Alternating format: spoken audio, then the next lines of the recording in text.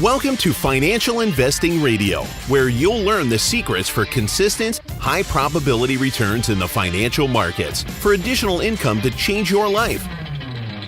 Grant applies consistent, high-probability trading systems for the financial markets. He's only recently started sharing these tried and true market secrets. As a gift to listeners, Grant is offering his roadmap to high-probability financial control. Go to financialinvestingradio.com and download yours today. Now, here's your host and trading veteran, Grant Larson.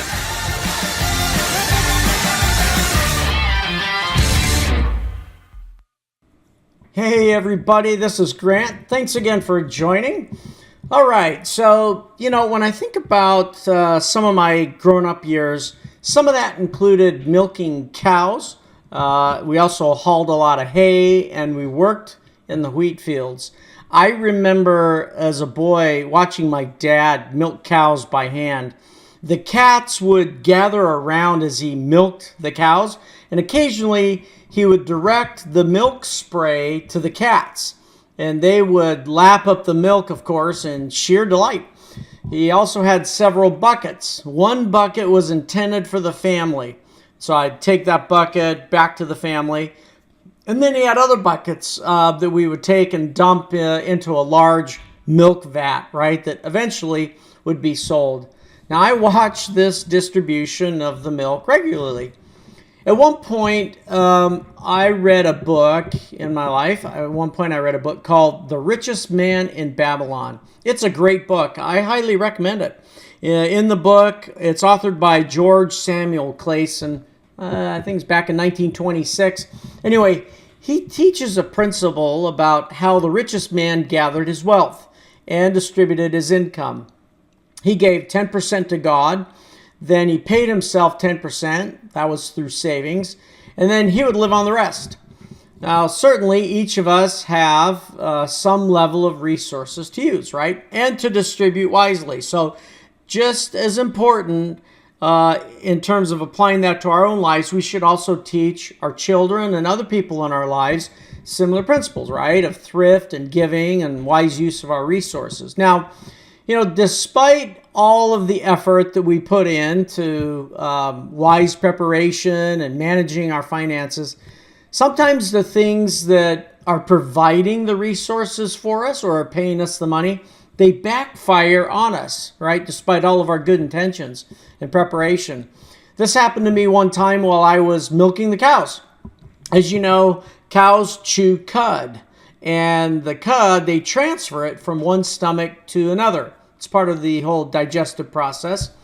Well, when they do this, to do the transfer, they cough, and it moves the cud around. Anyway, more than you ever wanted to know about cows, right? Anyway, I was milking the cows and was walking behind a cow who is doing two digestive activities at the same time. What I mean by this is she was coughing while she was, dropping manure.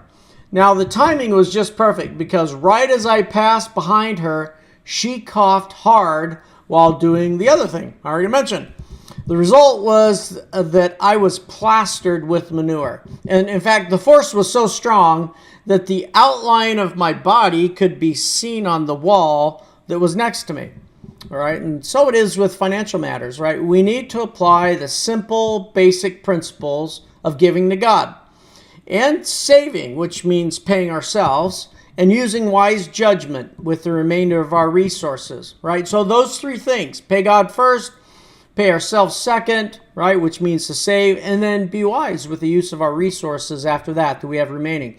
And one of the reasons why is because at some point in our journey through life, we're going to get crapped on, right? And we need to have the resources and God's help, for that matter, to help us through it. So be sure to teach these principles to the people in your life, right? Establish some simple systems to track your money management, and also set up some accountability to others in your life. These things can be done through simple spreadsheets, right? Through some discipline that says, hey, when the funds come in, I'm always going to allocate this certain portion over to God and this certain portion to my savings and this certain portion then to the wise use of it. And you know what I find is it's generally by those small and simple things that great things are brought to pass. All right. I didn't come up with that. All right. My name is Grant. Thanks for joining. And until next time, well, be prepared for flying crap. Thank you for joining Grant on Financial Investing Radio. Remember to subscribe and leave feedback. Don't forget to download your free roadmap to high probability financial control before you make an investment decision. Visit financialinvestingradio.com now.